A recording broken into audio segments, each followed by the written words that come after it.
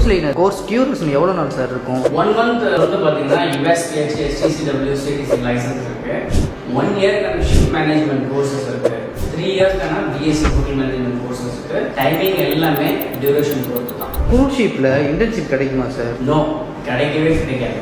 இங்கே இந்தியாவில் தான் வந்து பார்த்தீங்கன்னா ஹோட்டல் இண்டஸ்ட்ரியில் இன்டர்ன்ஷிப்ஸு ஜாப் ட்ரைனிங்ஸ்னு சொல்லிட்டு நிறைய ஹைராக்கிஸு ஆப்ரேஷனல் காஸ்ட் கட் அவுட் பண்ணுறதுக்கு வச்சிருக்காங்க. யூஎஸ்ல ஷிப்பிங் இண்டஸ்ட்ரியில் வந்து பார்த்தீங்கன்னா ஸ்கில்ஃபுல் எக்ஸ்பீரியன்ஸ் பீப்புள் மட்டும்தான் ஆன் போர்டில் ஒர்க் பண்ண முடியும். சார் க்ரூஸ் லைனரோட கோர்ஸ் ஃபீஸ் பற்றி சொல்ல முடியுமா சார்? 1 lakhலேருந்து 6 lakh வரைக்கும் ஃபீஸ் ஸ்ட்ரக்சர் இருக்கு.